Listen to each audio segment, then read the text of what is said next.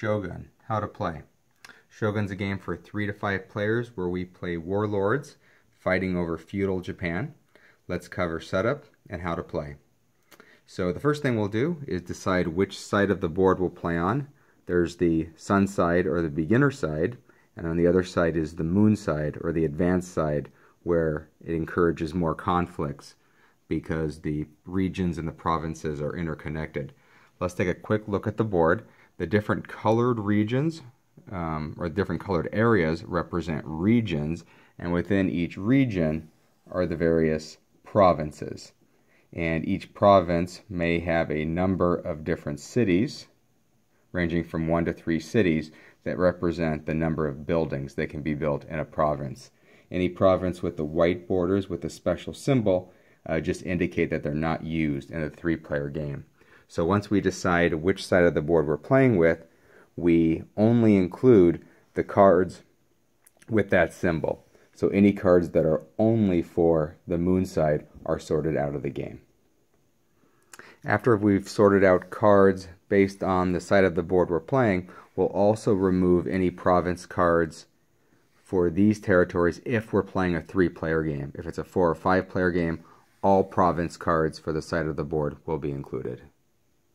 It's important to remember that if we are playing a 3-player game, armies are not even allowed to move into or through these off-limit territories. Let's take a quick look at a province card so we understand how it's made up. So the province of Ami, we can see it's in the reddish territory, and it gives us a general sense for where it is on the board. So we can find it right there. It tells us that if we were to collect taxes in this region, we would collect 3 gold chests. If we were to confiscate rice, we would confiscate 2 rice, and Ami is one of the provinces that can support 3 buildings. It has 3 building sites in the province. So we can see that all from the card. After we've set out the board, we'll create a supply of the gold chests. The beige ones represent 1 gold, and the orange are 5 gold. We have the revolt markers. We have the farmer cubes, and we have the different types of buildings. The theaters, the temples, and the castles. We'll also just sort out the special cards. These are the turn order cards. There's 5 of them. These are the event cards. There's 12 of them. These are the action cards. There's 10 action cards. So just keep those out for now, and we'll prepare those each round. Next, let's prepare the individual player pieces. So every player will get a player board. They'll get a special daimyo card that represents their shogun based on the historical warlords of the period.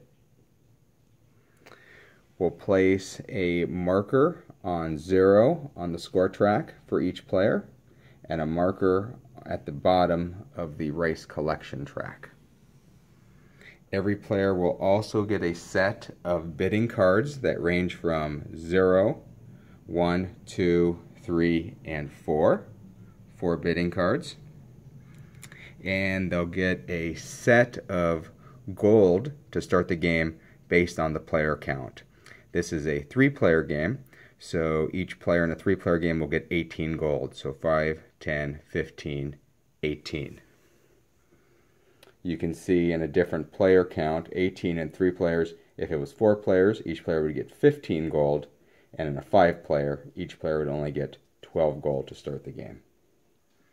Each player will also get all of their different army cubes. There's 62 individual cubes for each player. To start, make sure you sort out 7 for each player. So if we're playing a 3-player game, 7 of each cube along with 10 farmer cubes. These are going to be used to seed the initial tower to start the game. So keep those separated to start. The remainder of the cubes can be placed on the player board for the initial province draft. So for each of the different areas, you can see 3 army cubes, 4, 5, 3, 2, 4, 2. If this is a 3-player game, we'd use an additional 2 armies, and if it was a 3 or a 4 player game, we'd have an additional 2 armies there. If this was a 5 player game, we wouldn't use either of these. So we can actually see that in a 3 player game, we're going to start with 9 provinces per player. In a 4 player game, 8 provinces, and in a 5 player game, 7 provinces to start the game. So to draft the initial provinces, we'll just randomly select a start player for the draft, and we'll move clockwise. We'll shuffle the province deck based on the available provinces, based on the board type and the player count, and then we'll always have 2 provinces displayed. And the player has their choice. They can take one of the 2 provinces, or they can take the top card of the stack. And then they decide for the province they take which of the armies on their board they will deploy there. They can choose any of those, so they may decide to deploy the 2 armies to that province or the large 5-force army to that province. And then play will proceed clockwise, each player taking one of the available 2 cards. So once one's taken, another one will get refilled, taking one of the 2 cards or the one from the top. If it ever gets back to the same player and it was the same 2 cards the last time they had the decision, because everyone's taking the top card, they can clear these, put them under the deck, and get a brand new cards to make their selection. And then play will proceed until all the starting provinces are chosen. Basically, once all the different cubes are deployed and there's a province selected for each of those armies. If it is a beginner game, instead of claiming the provinces, you can actually do a predetermined province setup as recommended in the rule book for a 3, 4, or 5 player game, distributing the provinces for an even distribution. Once all players have their provinces, you can take the remaining provinces and just keep them on the side of the board. They'll be claimed throughout the game once territories are taken over. And the final step before we're ready to begin is to take the 7 cubes of every color along with the 10 farmer cubes, and then you're ready to seed the tower. So simply drop them all in. Some got left in the tower, those will be seeded. All these will be returned to the supply, and we can start the game. So the game is played out over 2 years. Within each year we have 4 seasons. So in spring, summer, and fall, we follow this same procedure. And then in winter of each year is a special scoring round where we calculate rice losses and revolts and award victory points and do some end-of-year cleanup. And then we repeat spring, summer, fall, and winter one more time, and at the end of year 2, the game is over. So let's go over all the different actions in a standard season of play. So the first thing we do is we lay out all the action cards. There's 10 actions on the board, or there's 10 actions that can be chosen. So we will shuffle this deck, and we will lay the first 5 face up so they're visible to players, and the second 5 will be put face down. And these actions actually correspond to the 10 action placements on the board. So once the initial province draft is over, all players flip over their board and they have the 10 action spots. They also have a listing of all the different provinces with the tax value, the rice value, and the number of buildings that can be built in each location. Alright, so I've randomly laid out all the action cards. Again, the first 5 face up, the second 5 face down. For this spring round of the first year, this is the order that the actions will be executed. So players will factor this into their planning phase. Only the first 5 are known, and as the first action is executed, this 6th card would get revealed. So at any one time, 5 cards are visible to the players, and the remaining ones are face down. The next thing we'll do each round is lay out the special cards. These are these 5 special cards, or the turn order cards. These will get shuffled and actually placed in these 5 spots. Alright, so I've randomly laid these out. So these will be visible to players. And then during the planning phase, players will be placing a bid card that will dictate the turn order, or dictate the order in which they can select these.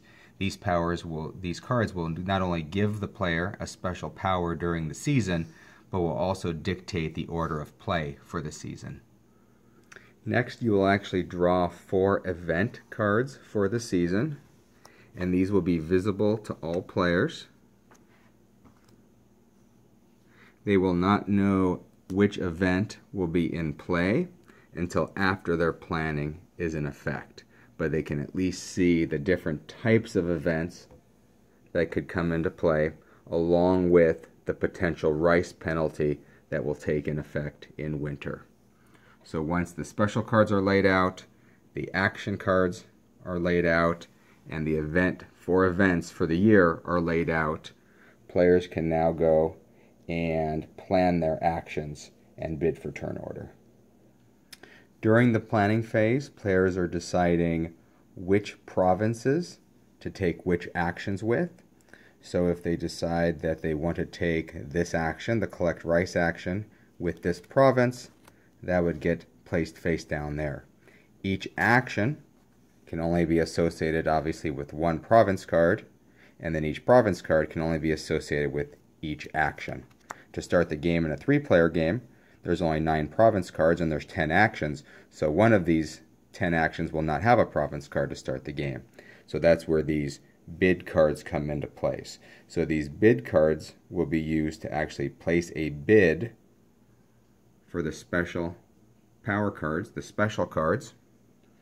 In addition, they can be used as placeholders for any of the actions. It doesn't matter whether you use this one or this one on any of the board. It's just a placeholder indicating you're not taking that action with a province for this season. So players will lay out their cards and then also make a decision on what they want to bid for turn order. They have a couple decisions here. They can place no card, that would be a 0 bid. They can place one of these, so it ranges from 0, 1, 2, 3, 4 gold that they're bidding, and again they would just place that face down. Or they can place a province card. If they don't want to take an action with a province, they can place that on the bid. Placing a province there kind of acts as a half gold. You don't have to pay it.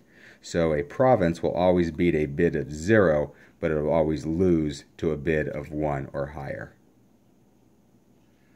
All players do the planning phase simultaneously, and they place all their cards down in secret. Later in the game, once you've collected more province cards through battles and whatnot, you may have more provinces than there are actions. So you might have provinces that you're deciding not to associate with an action because all 10 of your actions already have a province card on them.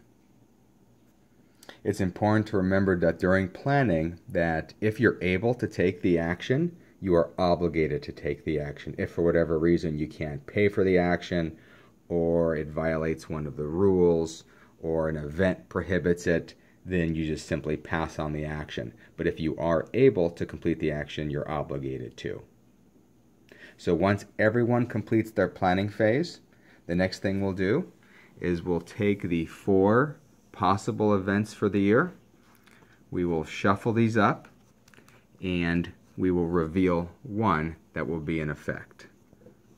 So let me shuffle these and reveal one. So this was the revealed event this year. It's only after the planning phase that this gets revealed. The event is really only the top half of the card. The bottom half of the card only takes effect in winter, and it'll dictate how much rice everyone loses. So every round this will repeat. So once we finish the first season of spring, we'll have 3 events left.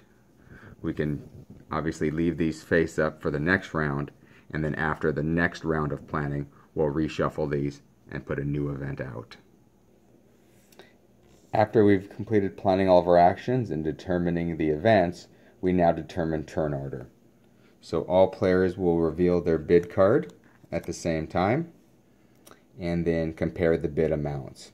Whoever bid the highest will go first in terms of selecting these special cards. Obviously, gold will beat the most gold goes first, and again, if you put a province card, that'll act as a half bid, and that will beat a bid of no card placed here or a 0 bid. If there's ever a tie in the bid for the special cards, then you just shuffle those and randomly select which player will choose first. So based on the bid order, the highest bidder will take their Daimo card and actually decide which of the special powers they want. And so if they choose this one, they can put their card there. They are deciding that they want this power for the round, and they potentially would go in this turn order. So if this was a 3-player game and one player selected this card and one player selected this card, then these cards would be obsolete. So first in turn order, second in turn order, third in turn order. So you're selecting the special power along with your placement for turn order that round. And keep in mind, these special powers will only be in effect for the current season.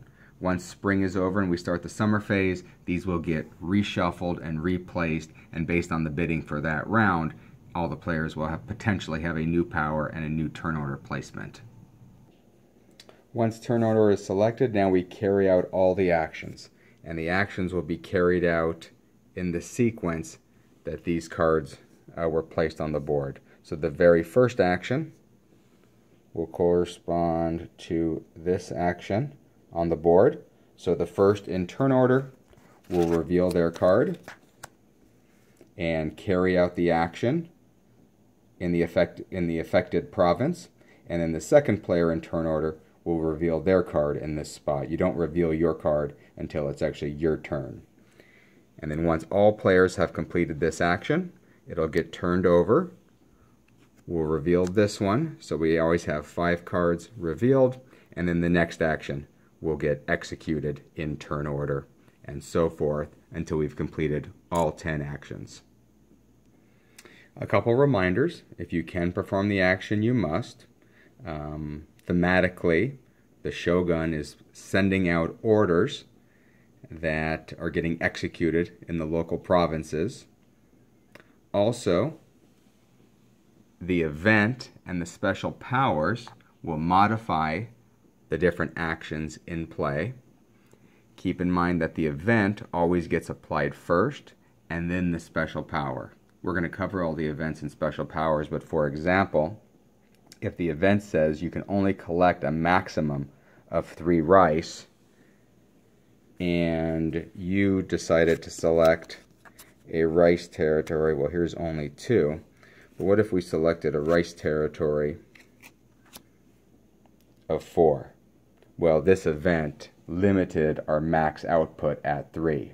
Now, if I was to have taken the special power of +1, this gets applied before this. So the max of 3 plus 1, so I could collect 4 rice that territory, up to 4 rice that round, assuming I selected a territory with that capacity. Okay, so let's cover each of the 10 core actions in the game. These 3 actions are about building different buildings in the province you select: castles, temples, and theaters. They give you endgame scoring points. These 3 actions are about paying gold to deploy troops or deploy armies in the province. These 2 are about confiscating rice or taxing the region. And these are about moving your armies either into friendly territory, into empty territories fighting farmers, or into player-controlled territories initiating battles. These 4 actions can lead to a battle in the game. So let's cover these first. So this action requires you to pay 3 gold and allows you to build a castle in the region. So you would just take in the province. So you would pay the 3 gold and then place this castle token. If you played the Shima card, you could place that castle in that province. Keep in mind, you can only ever have one of each type of building in a province. So even in a province like EC that can have two different types of buildings, you could not have two castles. You could have a castle and a temple, or a temple and a theater, but not the same type. And then also, as we talked about, each province is limited to the number of total buildings. So while Ami can have 3 buildings in this province, Tamba can only have 1. This action requires you to pay 2 gold, and you can build a temple in the province. Keep in mind, if you have the gold, you have to build it. If you don't have the gold, you simply have to pass the action. And this one requires you to pay 1 gold, and you build a theater in the province. These next 3 actions are about deploying armies. You pay 3 gold and deploy 5 armies, or 5 of your cubes, directly into the province that you selected. This one you pay 2 gold and deploy 3 army cubes. This one you pay 1 gold and deploy 1 army, and then optionally you may move any number of armies from the province that you just added the 1 cube into any adjacent province. So to do the initial placement of the cube requires the gold. So this is mandatory. So if you have the gold, you have to at least place the cube in the province, and then this is the optional. You can move any of the armies in that chosen province to an additional one. So this is a great move to set up a bunch of armies for a pending battle. Just keep in mind that this movement cannot be into an empty territory or a player-occupied territory. It has to be to an adjacent friendly territory where you already have cubes. This is an army movement. It's not an attack action of any kind. These next 2 actions are the way to get resources in the game, rice and additional gold. So the province you select, you will confiscate rice in the territory. So for example, if I selected Hoki, I would confiscate 5 rice in the territory. You'd move your marker up on the rice track. And then because you confiscated rice, you would add a revolt token to that territory. So here's Hoki. I would add a revolt token to that territory. Now, if I am taxing a region, or I'm confiscating rice from a region that already has a revolt token in it, it will trigger a revolt. And that is the same for gold. So the sequence in which this happens is you always collect the resources from the province, then you resolve the revolt. So let's talk about how that works. So in this example, I've decided to confiscate rice from Hoki, so I'd get 5 rice on the rice track. So now remember, this action wouldn't take place until we got to the rice action. Now, as long as there were no revolt tokens in the region, I would confiscate the rice, place a revolt token to show that the farmers were unhappy, and I would move on with the actions. In this example, I confiscated rice, but they already had a revolt token in the region. So I get my rice, but now I've got to quell a revolt. So for each revolt token in the region, I add 1 farmer cube to the battle. So we would take my 3 armies against 1 farmer for that revolt, and I would drop them into the cube tower. Now, it's important to keep in mind, we only pull out cubes from those that were actually involved in the battle. So since farmers were fighting my blue armies, they come out of the tray. But if there were ever any other cubes in the tray, maybe yellow and red came out during that drop, they were not involved in the battle, so they always stay. Only cubes involved in the battle come out, and we resolve the results. So in this one, the green would kill my blue army, and that territory would be cleared. If this green didn't fall out, I would place this blue there, and I would have to add another revolt marker, and then I would be fine. But since the farmer wiped out my army, the peasants are happy, If there were any buildings in that territory, they would all get burned down, and then we remove all revolt markers from the province. So let's take a look at the tax action. It works the same way as the confiscate rice. So let's assume I decide to attack Mimisaka. I would collect 7 gold. I get that immediately from the supply and add it to my existing gold supply. If there were no revolt markers in the province, I would just add a revolt marker, and that would be the end of the action. If there are revolt markers, I would still collect my gold. And then, in this example, there were 2 revolt markers in the territory, so 2 green farmers would be involved in the battle. So you take all armies in the territory, plus 1 farmer for each revolt marker. And it's important to remember that if there are any cubes remaining in the tray, they always get placed in the tower. So cubes are always gathered as part of the drop, and they get dropped in. Keep in mind, we're only going to pull out cubes that were involved in this battle. So yellow and red were not involved, so they're going to stay in the tray. And then green and blue were involved, so they're going to come out. So these 2 farmers killed my 2 blues, so those go back to the supply. And the remaining 3 armies remain in the territory. And then we'd have to add a revolt marker to show that we quelled another revolt. And then as a reminder, if there are never any troops, any player troops remaining, if there was a tie or the farmers won outright, then all revolt markers get removed. All buildings in the territory would get burned down by the farmers, and they destroy all memories of the Shogun warlord. Move attack action A and B work identical. They just happen in different sequences. Based on this random setup, the B move action would actually happen before the A action. So based on the province selected here, the player must move at least 1 of their army cubes to an adjacent region. They can move it to a friendly region. That would not initiate a battle.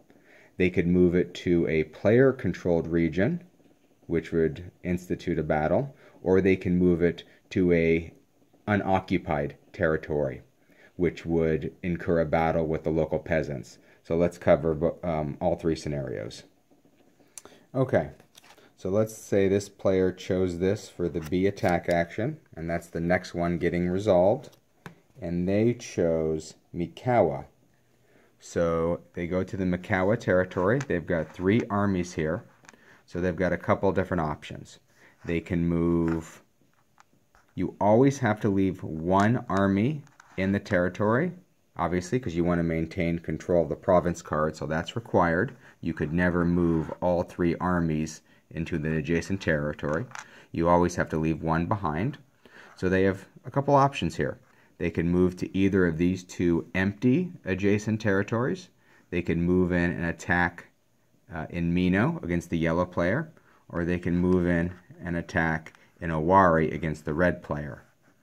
But each one would have a different scenario. An empty territory versus a player territory with no revolt markers, or a player territory where the farmers are unhappy and there is a revolt marker. So let's first cover if you moved into an empty territory.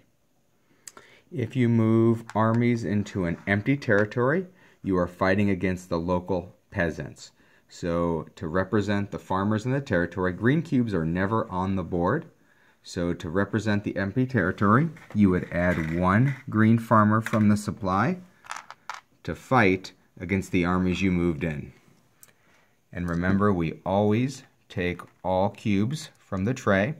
If any cubes accidentally get knocked into the tray, they just stay there, and then they will get thrown in with the next drop. So keep in mind, any armies that were not involved in the battle always remain in the tray, and we only take out cubes that were involved. So here, the 1 green and the 1 blue killed each other, so blue was able to maintain the territory. If there were more greens than blues, then it would just stay in empty territory and blue would have lost all their troops. But blue won the battle, so they stay in the territory. and then all killed off territories are just returned to the respective supplies. A second option this player had is they could have moved. Remember, they always have to leave one behind. They move into this territory. Now, the province of Mino is controlled by the yellow Shogun. His farmers are happy. He hasn't confiscated rice or taxed them. There are no revolt markers here. So provinces with no revolt markers, the farmers will always fight for the defender or the current holder of the province, and they will always die first. So any green cubes that come out in this battle will defend the yellow player who holds the territory. So in this situation, we'd take these cubes in the battle. We would add any cubes from the tray, all cubes from the tray, and we'd drop them in here. So it's important to remember that blue was involved in the battle against the yellow player. Red would stay in the tray. Since they wiped each other out, nobody claims the province. Now, green was involved in this battle, so if a green cube, let's say a green cube, did come out. So green was involved in the battle, so they would come out.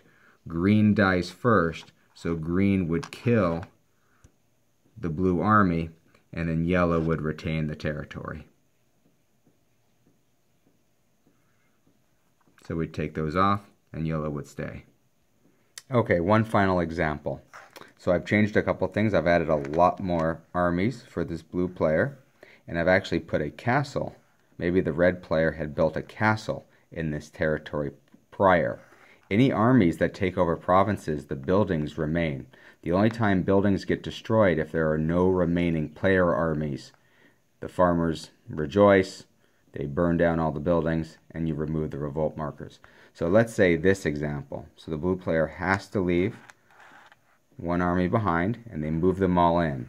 Now the red player, the farmers are not happy, so they will not support the defender. So the farmers are not involved in this battle. So that's important to keep in mind. If any green cubes come out of the tower, they won't be involved. So you take all the cubes involved. You take all the cubes from the province. You always take all the cubes at the bottom of the tray, and we throw them in. So this is a battle between red and blue. We know that green are not fighting, so they're just going to stay in the tray. So we're only going to take out the red and the blue cubes. If it was a happy province, the farmers would have defended the red player. So the two blue and the two red kill each other off. Those get returned to the supply. Red retains the province. Now, if the blue player was able to successfully take over the territory, they now have control of the building, so it'll count for them during scoring. The revolt marker stays. These always stay. It's important to remember that if blue took over the territory, the red player would immediately have to hand over the Owari province card and would just go into the blue player's possession. Likewise, if a player was attacked, for example, and the yellow player had to give up the Mino card, but they were planning to use Mino maybe later in the round to tax or to confiscate rice, it immediately gets removed from their player board and given to the other player, basically forcing them to pass that action when it comes and they have no province in that action slot. So that covers how the A and B actions work. Remember, they are mandatory, so at the very least you've got to at least move one army to an adjacent territory, either friendly, empty, or to a player-controlled territory. And remember, if you're ever unable to take the action, either because you don't have the gold, you're forced to pass. Maybe the province you selected, you only have one cube, and you always have to leave one cube in the province, so you wouldn't legally be able to take the move. Or maybe you've selected a building action in a province that already has a temple, and you can't have two of the same type. Or maybe you've selected a building that exceeds the building limit for the province, any of those things that where you don't have the gold to pay the action or it is an illegal move, you are just required to pass.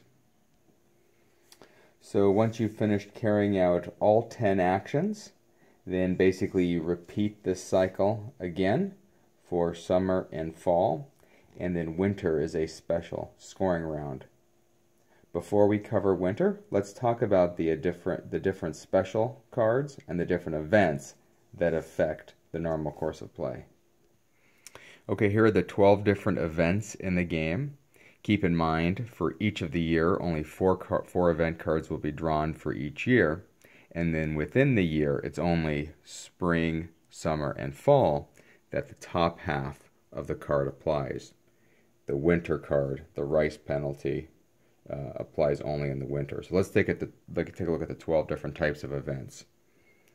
Here limits the minimum amount of rice that will be collected from a region as 4. So if you select a province. So if you select a province with a small rice production like 2, you'll at least get to collect 4 from the province. Here, the maximum amount of rice you can collect is 3 rice.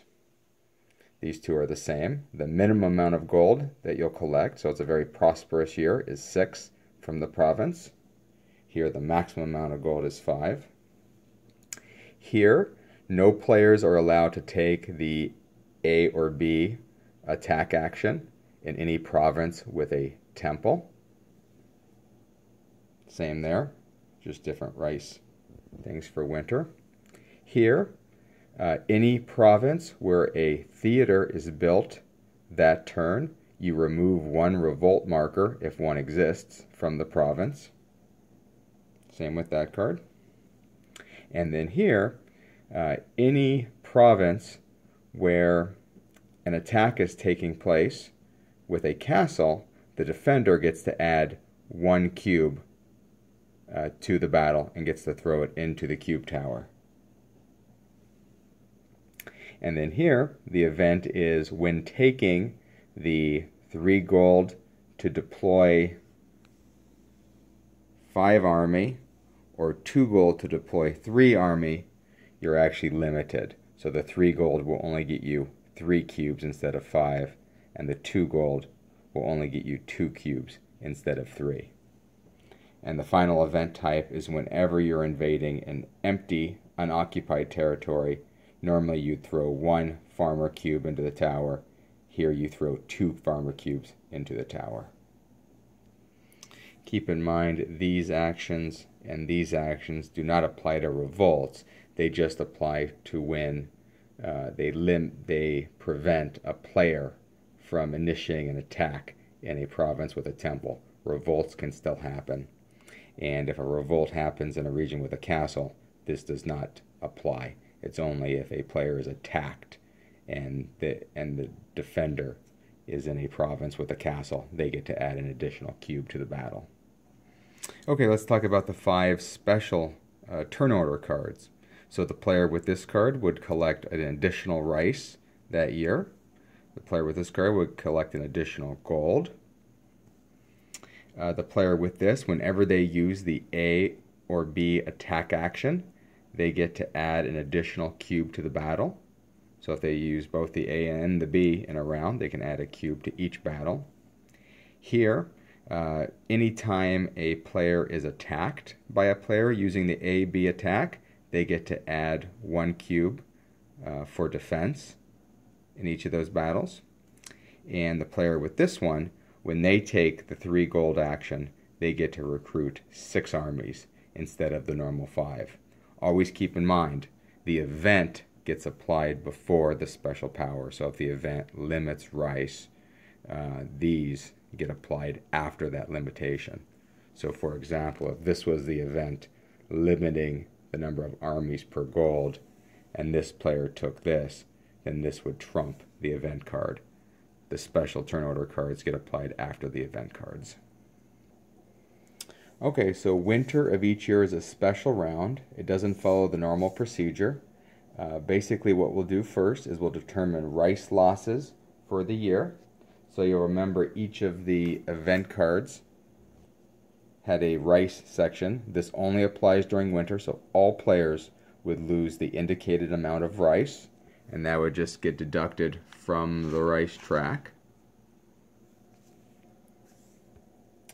Then we have to do potential revolts based on your remaining amount of rice. So once you take the rice loss, every player additionally has to pay 1 rice for each province they control. So if they control 10 provinces, they'll have to pay 10 rice. For the amount of provinces they can feed, they will have to handle revolts in the region. And you use this table to determine that.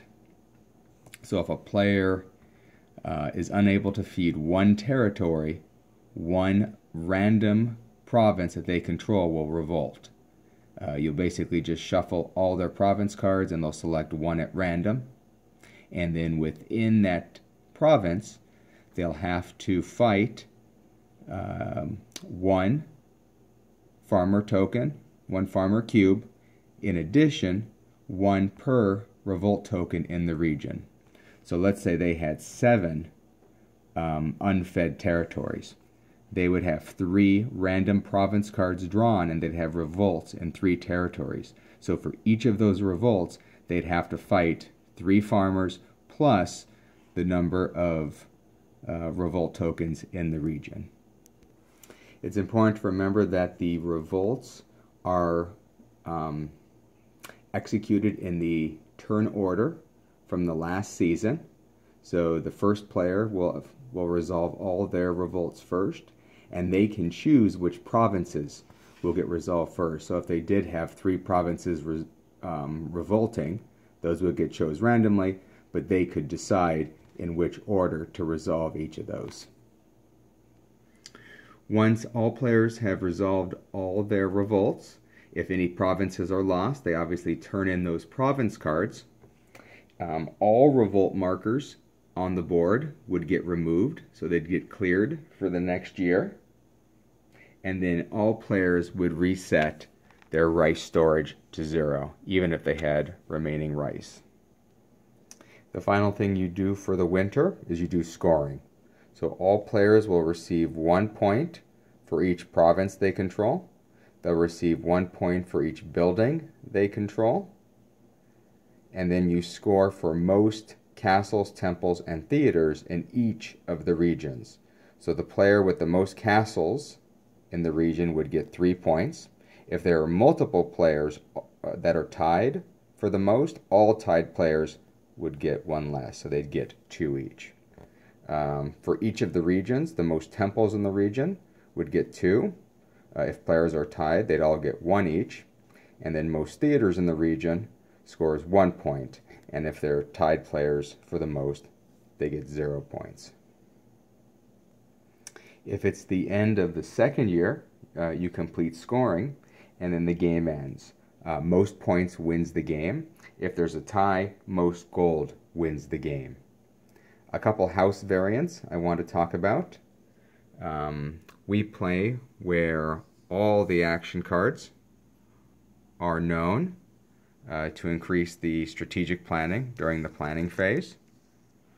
Also, you can play with a variant where all the events and the sequence events are known. So even before planning, you know the limitations or the bonuses that are going to take effect, and you also know the rice shortage in the winter that year. So that should be everything you need to set up and play Shogun.